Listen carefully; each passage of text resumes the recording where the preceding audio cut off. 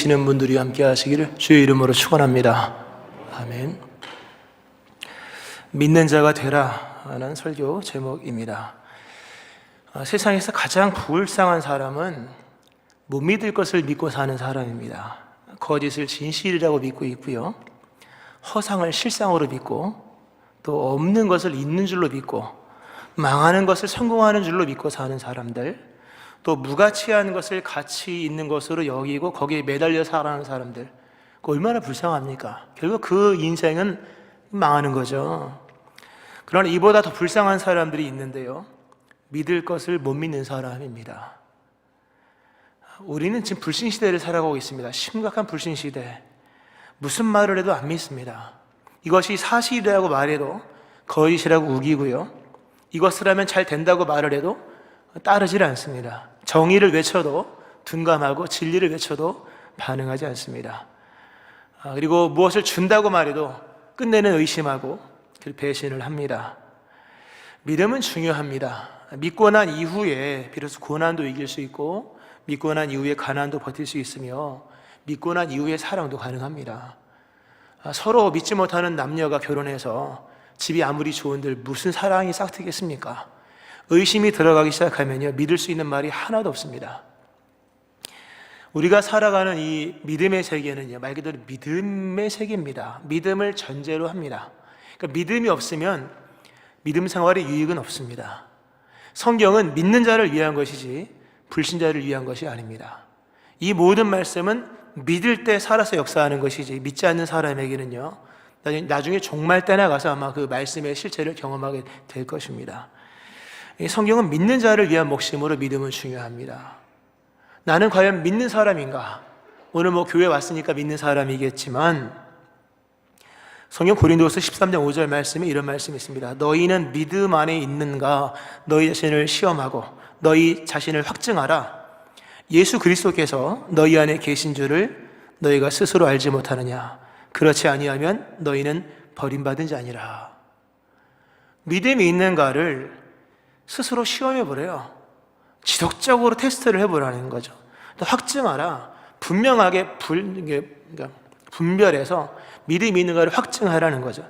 만약 그것이, 그런 과정을 거쳐서 내 안에 예수님이 계시다는 것이 확실하지 않다면 자격상실, 버림받은 자다.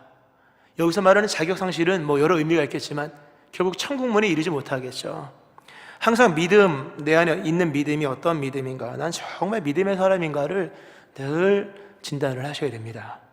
실상 우리가 교회 생활을 합니다만 익숙한 것이 믿음은 아닐 수 있습니다. 교회에 어렸을 때부터 다니면 교회가 집보다 더 편하고, 맨날 부르는 찬송가는 그냥 줄줄이 나오는 게 찬송가인데, 또 말씀도 들으면 지식이 되고 쌓이면 이해가 되는 것인데, 과연 그것이 믿음인지는 돌아봐야 할 것입니다. 익숙함이 곧 믿음은 아닌 것이죠. 그러니까 우리가 믿음이 있는가 없는가를 늘 돌아보기 위해서는 낯선 것을 스스로 좀 접해야 됩니다. 내가 익숙한 것만 접할 것이 아니라 좀 모르는 노래도 좀 불러보고, 또 내 믿음보다 더 큰 일들에 대한 시도도 해야 됩니다. 내가 얼마만큼 믿음이 있는지 모르거든요. 그러나 큰 일을 경험하면 나의 믿음이 적다는 것을 비로소 이제 알게 되는 것입니다. 또 어려운 일을 당하다 보면 나의 믿음이 때로는 없는 것이구나 라는 것도 경험할 수가 있을 겁니다. 원래 믿음은 대단한 겁니다. 한 번 생겨진 믿음은 없어지는 게 아니에요. 믿음이 적어서 근심이 될 수 있지만 믿음 있는 사람은 믿음을 떠나지는 않습니다. 근데 믿음이 애초에 없었던 사람, 그냥 익숙한 것에 익숙해서 교회를 다녔고 성경을 읽었고, 성경도 안 읽을걸요. 성경도 안 읽고 노래를 부르고 하는 신앙인은 실체가 없는 믿음인 경우에는 인생에 어려움이 왔을 때 믿음을 떠납니다. 그러니까 애초에 믿음이 없는 거죠. 그러니까 믿는 자가 되어야 한다. 그러면 그런 얘기 많이 합니다. 저는 믿어지질 않습니다. 안 믿어지는데 어떡합니까? 이 자리에도 예수를 믿으나 잘 안 믿어지는 분들이 있을 겁니다. 어떻게 될까? 일단 질문부터 스스로 해보세요. 나는 믿으려고 했는지. 안 믿어서 걱정되는 분들이 많이 있는 것으로 알고 있는데요. 많아요. 의외로 많은데 질문을 해보세요. 믿으려고 했던 적이 있었는가? 못 믿겠다고 말하는 사람을 믿게 할 수 있는 방법은 없습니다. 더 나아가서 안 믿겠다고 말하는 사람을 믿게 할 수 있는 방법은 없는 거예요. 안 믿기로 작정하고 의심하는 사람 있지 않습니까? 믿기로 작정하고 의심하는 거야 뭐 이해가 되겠습니다만, 대부분 믿으려고 하지 않는 경우에 믿으려는 의지가 결여되는 분들이 많습니다. 애초에 의지가 없는 거예요. 믿으려는 의지도 없고 더 나아가서 의심이 가득하다면 그 사람을 믿게 할 수 있는 방법은 없습니다. 그러니까 안 믿으려는 사람을 믿게 할 수 있는 방법, 물론 하나님은 전능하시니까 가능하지만 이거 쉬운 얘기가 아닙니다. 기본적으로 믿으려는 마음이 있어야 돼요. 안 믿어지더라도 믿으려는 마음을 가지고 있으면 하나님이 역사하십니다. 그때 믿기를 원하거든 의심에서 떠나야 됩니다. 그리고 믿으려는 의지를 가지고 있어야 됩니다. 본인이 알 거예요. 나는 믿으려고 하는 마음이 있는 것인지 아니면 안 믿으려는 마음이 더 강한 것인지. 그러니까 믿기를 소망하셔야 돼요. 믿기를 소망하고 그리고 믿으려는 순종의 마음을 가질 때, 그때 하나님이 여러분의 불신을 뚫고 들어오셔서 믿는 자 되게 하시는 거예요. 그때 믿음의 사건들이 일어나는 거예요. 내가 믿으려고 할 때 믿음은 없지만 그런 의미 속에서 믿음은 순종인 거예요. 내가 믿으려고 할 때 하나님은 나에게 믿을 수 있는 계기를 만들어 주세요. 사건을 만들어 주시고 내 마음도 정리해 주시고 영적 환경도 만들어 주시는 거예요. 믿으려는 마음이 생겨지기를 축원합니다. 이런 마음을 가지고 시작을 하면서 일단 믿을 때 눈에 보이는 것부터 믿으세요. 눈에 보이는 것도 안 믿는 사람이 눈에 안 보이는 거 믿겠습니까? 귀에 들리는 것부터 믿으세요. 성경에 나와 있는 말씀들, 그냥 말씀을 믿고 옆에서 믿음의 사람들이 얼마나 많습니까? 믿음의 세계가 분명 신비의 세계이긴 합니다만 그 신비의 세계는 시간의 흐름 속에서 많은 증명된 결과로 나타나는 일들이 얼마나 많은지 몰라요. 그래서 역사도 배워야 되는 거예요. 역사가 증명해 주는 신비가 얼마나 많습니까? 그러니까 역사도 보고 또 사람들이 얘기하는 내용도 듣고, 물론 분별이 필요하지만 그런 믿음의 눈을 가지고 보면요, 믿을 게 많아요. 의외로. 그러니까 믿으려는 마음이 있으면요, 믿을 수 있는 눈에 보이는 것들이 많은 거예요. 눈에 보이는 것을 믿고 시간이 지나면 나중에 눈에 안 보이는 것도 믿어지게 되어 있는 거예요. 귀에 들리는 것부터 믿으면 나중에 귀로 들리는 것이 아니라 마음으로 말씀하시는 주의 음성도 듣는 거예요. 이미 하나님은 많은 말씀하시고 많은 증거를 보이셨거든요. 신비가 아니라 실제 역사 속에서 증거자들이 얼마나 많은지 몰라요. 근데 애초에 마음에 믿음에 대한 의지가 없는 사람은요, 안 보이는 거 맹인이에요. 볼 수가 없고 귀머거리 같은 사람, 들을 수가 없는 거예요. 기본적으로 믿으려는 마음이 있으면 보일 것이고 그냥 순차적으로 보이는 것부터 믿으세요. 그러면 시간이 지나면서 믿음이 성장하면 안 보이는 신비의 세계가 믿어지는 거예요. 할렐루야. 여기서 이제 중요한 것 중에 하나, 오늘 도마 얘기가 나오는데, 도마가 이제 뭐 여러 체험적인 얘기를 합니다. 좀 이따 깊이 있게 얘기합니다만, 믿음이 없는 경우에 믿음을 달라고 기도하세요. 그리고 증거를 달라고 기도하는 것도 좋지만 믿음을 달라고 기도하시고, 그리고 좀 더 구체적으로 표현하면 증거를 구한다기보다는 증언자를 구하셔야 돼요. 우리가 믿음이 없으면 뭐 손에 잡히는 증거를 자꾸 구하잖아요. 뭐 이게 잘 되면 믿겠습니다. 저게 잘 되면 믿겠습니다. 근데 증거를 보고 믿으면 여러분, 증거는 반박이 됩니다. 증거는 반론이 가능한 거예요. 욥의 신앙에 사단이 시험 걸었던 그 배경이 물질도모하는 거예요, 여러분. 증거로 믿으면 증거는 반박되면서 나중에 믿음이 흔들릴 수가 있는 거예요. 욥이 그 수많은 물질이 사라졌음에도 흔들리지 않았던 것은 그의 믿음이 증거에 있었던 것이 아니라 증거자에 있었기 때문인 거예요. 믿음이라고 하는 것은 내적 증거가 제일 중요해요. 손에 잡힌 것은 내려놓게 되어 있어요. 그건 어쩔 수가 없어요. 인간인지라. 우리에게 필요한 것은 외적 증거가 아니에요. 내적 증거. 성경에서는 말씀하기를 증거를 구하기보다는 증언자를 구하라.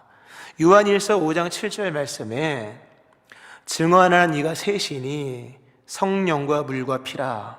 또한 이 셋은 합하여 하나이니라. 이는 물과 피로 임하신 이신이 곧 예수 그리스도시라. 물로만 아니요 물과 피로 임하셨고 증언하는 이는 성령이시니 성령은 진리라. 참 신비한 말씀이지만 굉장히 원리적인 말씀이에요. 그러니까 증거물을 구하는 것은 이게 뭐 도대체 얼만큼 증거물을 구해야 믿겠습니까, 여러분? 이건 내 속이 공허한 것을 외부적인 것을 채울 수가 없는 거예요. 내 안에 내적 증거자가 임하셔야 돼요. 그게 성령님이에요. 성령을 구하면 성령께서 임하시고 그분은 증언자로 오시는 거예요. 증거물을 갖고 오시는 것이 아니라 내적 증거자로 오셔서 우리 안에서 진리를 증언하시는 거예요. 사도 바울이 썼던 표현, 나도 내 속에서 능력으로 역사하신 이의 역사를 따라. 외적 증거를 가지고 결단한 게 아닌 거예요. 결정한 게 분별한 게 아닙니다. 내적 증거예요. 그러니까 증거는 끝도 없는 얘기예요.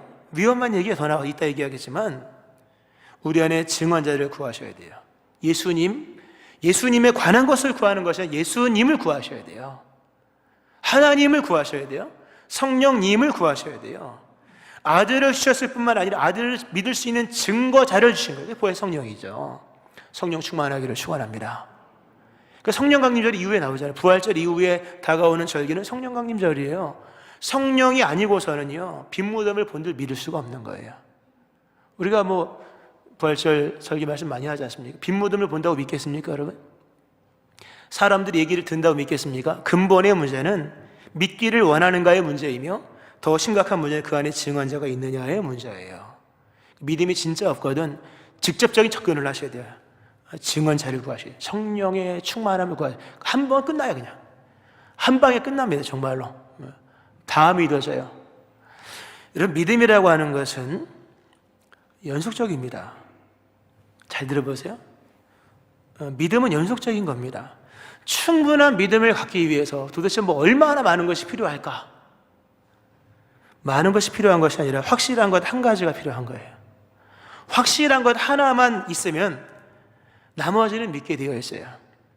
예수님이 그런 비유했습니다. 가루 서말에 담겨서 전부 부풀기 누를 것 같다. 가루 서말이 부풀기 위해서 얼마만큼의 누룩이 필요할까? 누룩 한 알만 있으면 되는 거예요.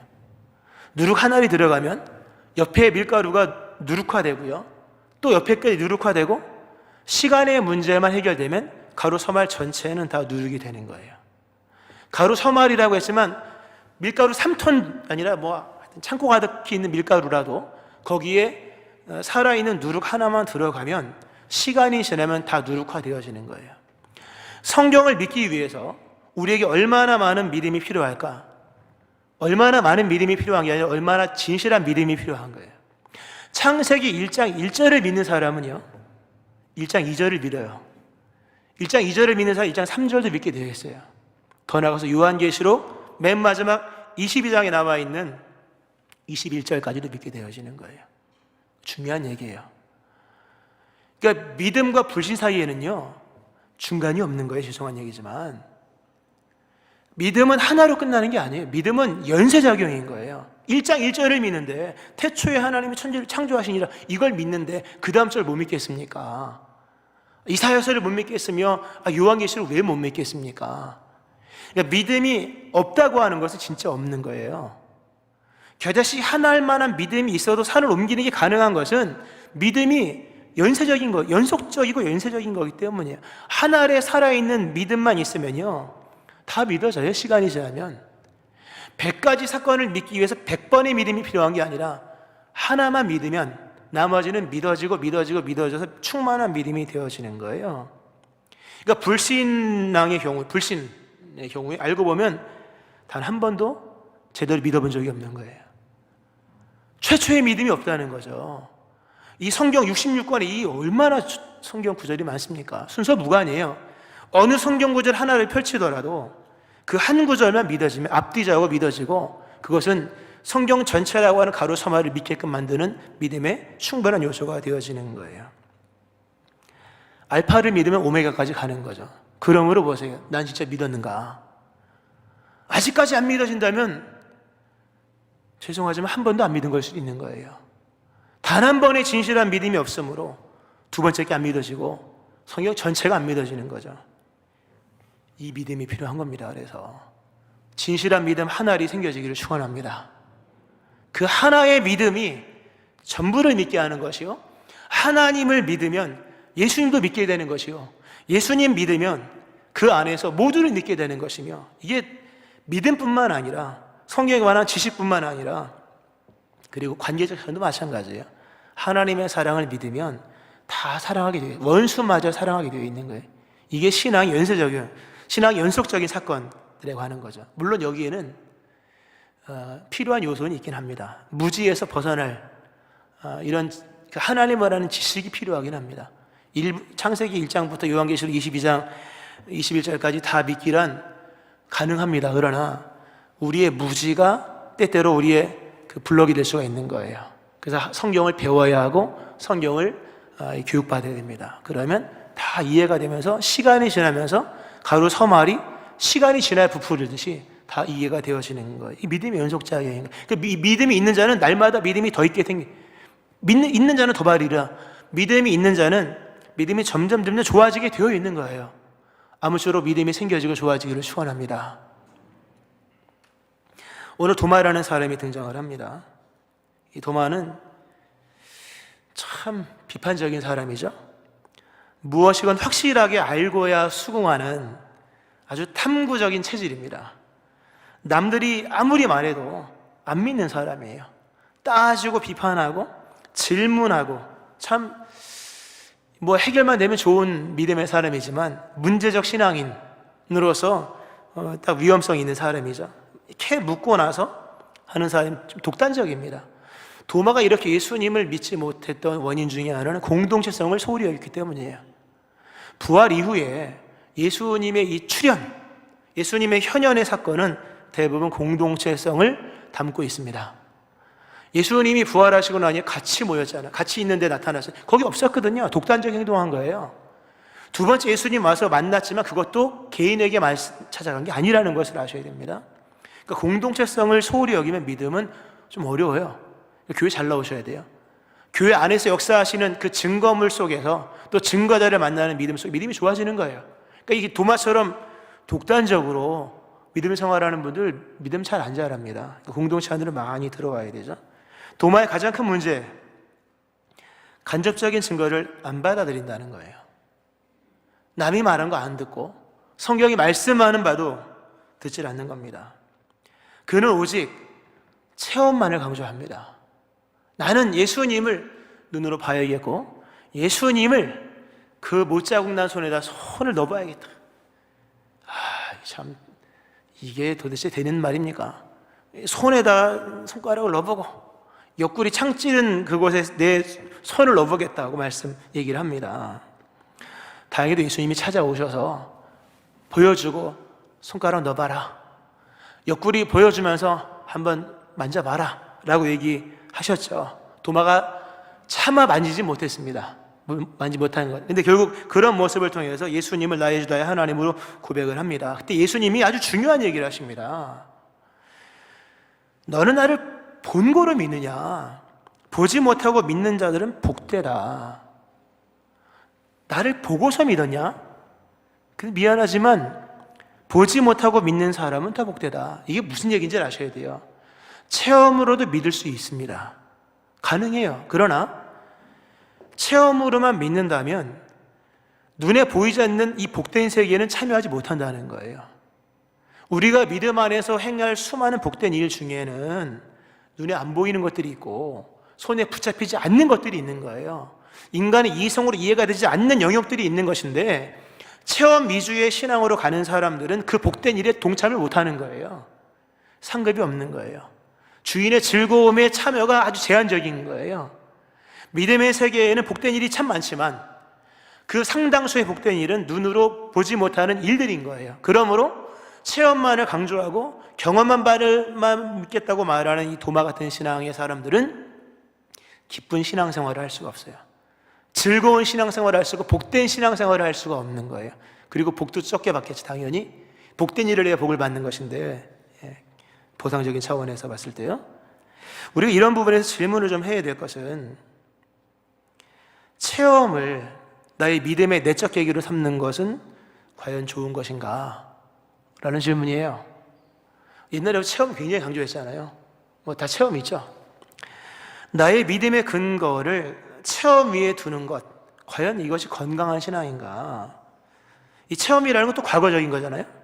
나의 믿음의 근거를 과거에 두는 것은 과연 좋은 것인가?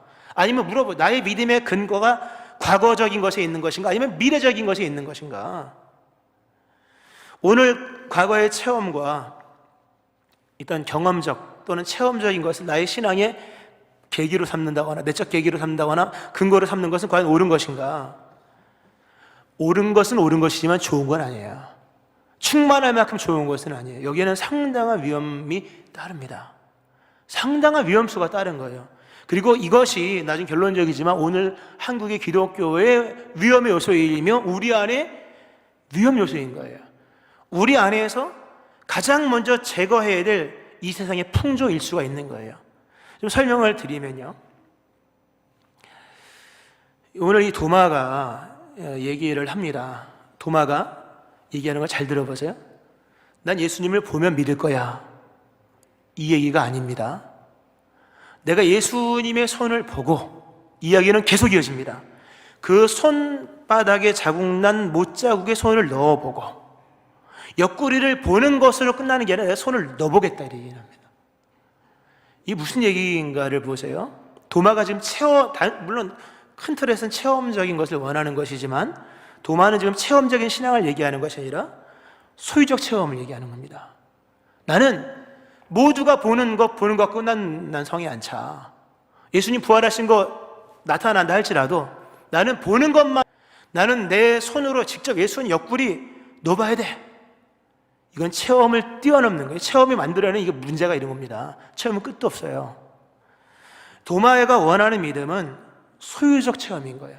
자기가 원하는 거를 믿겠다는 거예요. 내가 원하는 방식을 믿겠고 원하는 것만 믿겠다. 원래 믿음은요, 내가 원하는 걸 믿는 게 아니에요. 하나님이 주신 걸 믿는 거예요. 깨닫고 믿기를 축원합니다. 하나님이 제시한 걸 믿는 거지, 내가 뭘 제시해서 이것 때문에 믿겠다, 이거는 믿음이 아닌 거예요. 위험한 거예요. 도마의 이 의심 논증, 믿음의 논증의 핵심은 자신이 제시한 기준이고, 더 심각한 문제는 이 단순 체험이 아니라 소유적 체험이라는 거죠. 내가 체험한 것만 믿겠다. 너와 내가 같이 본 것도 나는 못 믿겠다. 내가 내 몸으로 내 삶에서 내가 경험한 것만 가지고 믿겠다. 나만의 경험, 나만이 아는 신앙의 세계를 만들겠다고 하는 것, 겉으로 보면 좋아 보이지만 여기에는 엄청난 폭력성이 있는 겁니다. 우리 인간의 역사를 보면요, 인간의 역사가 증명된 얘기를 하는 겁니다. 인간의 역사는 소유 역사입니다. 소유. 인간이 소유가 늘어나면서 그 다음에 이어지는 건 경계를 만듭니다. 그러니까 소유의 역사는 경계를 만들고, 경계라는 것은 배제를 의미합니다. 그리고 이 배제라고 하는 것은 모든 폭력의 원천적 근거가 되는 거예요. 소유하면 울타리 만들고요, 울타리는 배제입니다. 오지 마, 이거거든요. 그 배제적인 개념 자체가 폭력성의 원천이라는 거예요. 전쟁이 왜 일어납니까? 그 울타리 때문에 일어나는 거예요. 일전에 설교 말씀드릴 때 전쟁하는 인간을 얘기하면서 난 전쟁 안 하지만 울타리를 쌓는 사람은 다 전쟁하게 되어 있습니다. 모든 인간의 폭력성의 원천은 울타리에 있는 거예요. 배제성이 있다. 배제적 개념이 있는 것이고, 그 배제는 뭔가 소유했을 때 일어나는 일이에요.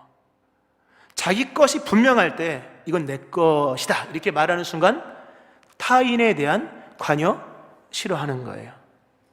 이게 역사가 증명해 준 거예요. 지금 도마는 그 위기에 빠져 있는 거예요. 도마가 보세요. 눈으로 본 것만으로도 믿지 못하겠대요. 눈으로 본 게 아니라 나는 손으로 만져봐야 돼. 소유적인 것을 원하는 거예요. 좀 더 어렵게 얘기하면요, 도마는 굉장히 헬라적입니다. 우리가 당시 헬라 철학이잖아요. 우리의 생각 절반은 우리 동양인이니까 공자가 살아있고 노자가 살아있고 맹자가 있고 하지만 절반은 서양 철학이잖아요. 우리의 생각하는 사고의 틀, 우리 안에 뿌리 박혀 있는 이 세대의 풍조 중에 상당수는 서양 철학입니다. 서양 철학, 철학가는 아니지만 기본은 배웠습니다. 서양 철학에 여러 시조가 있겠습니다. 플라톤 얘기하잖아요. 플라톤의 이데아, 여러 형상적인 걸 얘기하죠. 근데 이데아라고 하는 것은 에이도스라고 하는 보다라는 단어에 나온 거예요. 그러니까 서양 철학에서, 서양 사상을 얘기하는 겁니다. 우리 정신 밑변에 깔려있는 얘기를 좀 하는 거예요. 보는 것을 중요하게 여겨요. 보는 것을 왜 중요하게 여기냐 할 때, 그건 소유적 개념에서 접근하는 거예요. 보이는 것을 취하는 거거든요. 보이는 것을 추구하고 보이는 것만 소유할 수 있다는 이러한 믿음이, 이러한 그 역사의 흐름이 이어집니다. 그리고 많은 소유가 생기면서, 그리고 결국 거기서 울타리가 생기고 경계가 생기고 원초적인 폭력성 안에서 여러 전쟁도 일어나는 거예요. 도마가 정말 헬라적이에요. 정말 이 플라톤적인 거예요. 그 당시에 대부분의 사람들이 생각하고 있는 모습과 똑같은 거죠. 이게 우리 안에 깔려있는 모습인 거예요. 이 체험적 신앙이 바로 여기 있는 거죠. 도마의 폭력성을 보세요. 예수님이 십자가에 한 번 달리신 것도 큰일 하신 것인데, 한 번 못 박힌 것도 얼마나 힘든 일이며, 옆구리에 창 찔린 것도 그것도 사실 인간의 추악함을 나타내는 것인데, 도마가 하는 말이 부활하신 예수님의 손 못자국에 손가락을 넣어보겠다고 말, 이게 폭력이 아니면 뭐겠습니까? 예수님 옆구리에 손을 넣어보겠다는 이거는 폭력입니다. 이거는 여기서 엄청난 이 폭력성의 문제가 생기고, 자기가 경험한 것만 믿겠다고 하는 사람 이미 울타리가 있는 거예요. 이미 울타리, 난 내 것만 믿겠어. 내가 먹어본 것만 먹겠고, 내가 경험한 것만 믿겠어. 이미 그 안에 이 배제적 신앙 개념이 있는 거예요. 그 사람 폭력적인 신앙을 가지고 있는 거예요. 물론 폭력으로 나타나진 않지만 하나가 되지 않는다면 그것도 폭력인 거예요. 왜 이 시대가 연합이 되지 않고, 왜 화합이 되지 않겠으며, 왜 경험하지 못한 미래적인 일에 왜 연결되지 못하느냐라고 하는 거예요. 그것은 이 울타리가 너무 강하기 때문인 거예요. 소유적 체험만을 강조하기 때문이에요. 난 내가 경험한 것만 믿겠다. 좋습니다. 믿으세요. 그러나 눈에 안 보이는 복된 일은 언제 참여할 거냐라고 하는 거예요. 이 배제성으로 인한 신앙의 문제는 하나가 안 된다는 거예요. 하나가 되려면 아주 진통을 겪어야 돼요.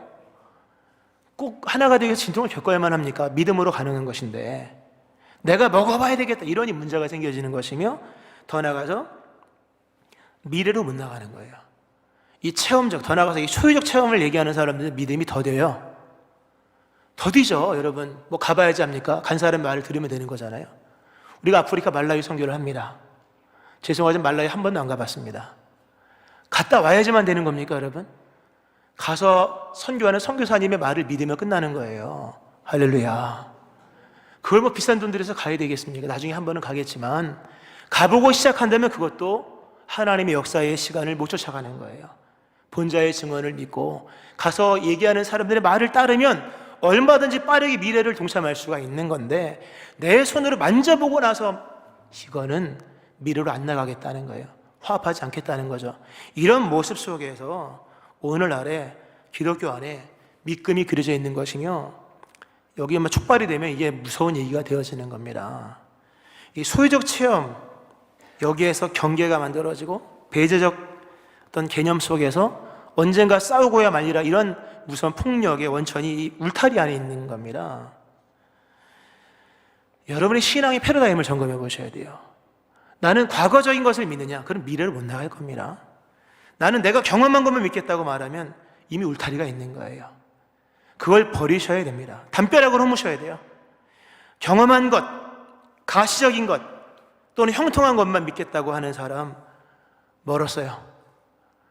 보이지 않는 것도 믿겠으며, 내가 손으로 만지지 못한 것, 공통으로 본 것을 믿고, 더 나아가서 내가 보지 못한 것, 그가 본 것을 믿는 믿음으로 나가려고 다짐할 때, 그때 비로소 밀물처럼 몰려오는 하나님의 역사를 경험할 겁니다. 할렐루야. 도마가요, 이런 믿음이었었어요. 예수님이 오셨습니다. 오셔서 도마야 봐라. 봤어요? 손을 넣어봐라. 차마 못 넣어봤겠죠. 아마 넣으면 안 되겠죠. 그가 깨달은 것이 있을 겁니다. 베드로가 말한 게 진짜였네. 야고보가 말한 게 진짜였네. 이럴 줄 알았으면, 이렇게 동료 제자들이 말한 것이 진짜 예수님이 나타난 건 똑같거든요. 이렇게 똑같은 줄 알았다면 진작 믿을걸. 예수님이 말씀하신 이 말씀, 너는 나를 본 거로 믿느냐? 보지 못하고 믿는 자는 더 복되다. 이게 가능한 것은요, 성경이 말씀하는 예수님과 우리가 이후에 만날 예수님은 같은 분입니다. 물론 그림자와 원본은 차이가 있겠지만, 세상에 수많은 그림자는 그 왜곡을 만들지만 성경이 제시하는 그리스도 예수의 그림자는 왜곡이 아닌 거예요. 그러니까 우리가 성경을 통해서 만난 예수님과 이후에 다시 오셔서 우리가 만날 예수님의 모습은 같은 거예요. 그러므로 보고 믿으나 이것을 믿으나 결국 똑같은 것을 믿게 되어 있는 거예요. 그러므로 보고 믿는 것이 아니라 성경이 말씀하는 말을 보고도 믿을 수 있어야 될 줄로 믿으시기 바랍니다. 진작 믿을 걸 왜 똑같군요. 그 봐야지만 알겠습니까? 이미 성경이 본자들의 증언이 얼마나 많이 나옵니까? 베드로의 증언도 나오고 성경의 증언들이 얼마나 많아. 이걸 믿으라 말씀했습니다. 믿음이라는 것은 미래를 믿는 겁니다. 경험한 걸 믿는 게 아닌 거예요.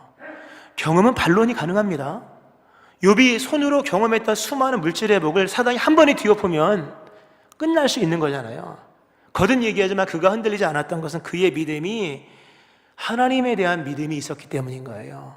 믿음은 미래에 기반을 두는 것이에요. 즉 경험한 것에 기반을 두는 게 아닌 겁니다. 물론 경험은 좋은 것이지만 그것을 전부로 여긴다면 울타리 있는 인간이요 내재적 폭력성이 있는 거예요. 이게 우리가 버려야 될 이 시대의 풍조인 거예요. 음주가무 얘기는 뭐 말할 것도 없어요. 그건 유치한 얘기예요. 그거 못 알아들으면 끝난 얘기고, 음주가무가 우리가 버려야 될 세상의 풍조가 아닌 거예요. 그건 당연한 거야. 하지 말아야 되죠. 그러나 그보다도 우리 안에 이런 울타리, 소유한 인간이 만든 울타리와 그 울타리 안에 배제적 개념과 그 안에서 일어나는 폭력성의 원천적인 것들, 이게 오늘날의 기독교의 심각한 문제입니다. 믿음은 체험할 때 좋아지는 것이 아니라 미래를 볼 때 좋아지는 거예요. 할렐루야. 믿음은 미래를 볼 때 좋아지는 것이지 체험할 때 좋아지는 게 아니라는 거죠. 성령 안에서 진리가 열리고 미래가 열리고 천국이 보여지면 믿음은 좋아지게 되어 있는 거죠. 아직까지 믿음이 없는 분이 있습니까? 과거에 십자가하지 마세요. 체험에 십자가하지 마세요. 증언자 성령님을 구하세요. 그분으로 나의 눈을 뜨게 하셔서 천국을 보게 기도하세요. 열릴 것입니다. 할렐루야. 말씀했습니다. 생명은 믿음 위에 세워집니다. 지식도 지혜도 능력도 다 믿음에 근거합니다. 믿음이 없으면 평안도 없습니다. 믿음이 없으면 아무것도 되는 일이 없습니다. 그러므로 믿음이 없으면 무능해집니다. 그러나 믿는 자가 되면 지혜로워져요. 믿는 자가 되면 지식인이 됩니다.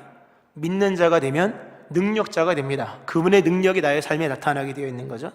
이제 의심의 세계를 접고 믿음의 세계를 열어가셔야 됩니다. 의심이 들거든 증거가 아니라 증언자를 구하셔야 되고, 그리고 믿기로 결단하셔야 됩니다. 그리스도 예수의 부활의 사건을 믿을 때 이게 믿음의 사람이 되는 겁니다. 부활하신 예수님을 믿고 부활의 능력을 믿고 부활하게 하신 하나님의 능력을 믿는 순간부터 비로소 진짜 믿음의 사람이 되는 거예요. 그 사람에게서 초인적인 믿음 생활이 나오는 거예요. 뭐 초인이라고 하는 건 슈퍼맨을 말하는 게 아니라 죽음을 두려워하지 않는 믿음 생활. 이 믿음 안에서 세상이 감당할 수 없는 믿음의 사건들이 펼쳐지게 되는 거예요. 오늘 이 말씀을 기억하면서 오늘 믿는 자가 되라, 믿는 자 되어지기를 주의 이름으로 축원합니다. 아멘. 기도하시겠습니다. 하나님 아버지, 체험에 집착하여서 끝도 없는 체험 논쟁에 빠져서 나중에는 체험도 모자르고 나 자신만의 체험을 요구하며 하나님 그런 모습 속에서 다른 사람의 증언도 거부하고 심지어 성경도 배제했던 무서운 폭력적인 모습이 우리 안에 있었음을 회개합니다. 하나님, 소유는 경계를 만들고 경계는 배제를 만들고 배제는 분리를 만들고 거기에 싸움이 일어나는 것인데, 오늘 이러한 세상의 풍조가 우리 안에 사라지게 도와주시고 우리가 손으로 경험한 것만이 아니라 경험하지 못한 것도 믿게 하시고 내 눈으로 확인한 것만이 아니라 다른 사람이 보여주고 제시한 것도 믿게 하시며 근본 성령께서 말씀하시는 바를 믿는 저희를 되게 하여 주옵소서. 성령께서 우리 안에 충만함으로 역사하셔서 내적 증거가 충만케 하여 주시고 그 역사하심을 통하여 미래를 믿으며 오늘 믿음으로 살아가는 자들 되게 하여 주옵소서. 예수님의 이름으로 기도합니다.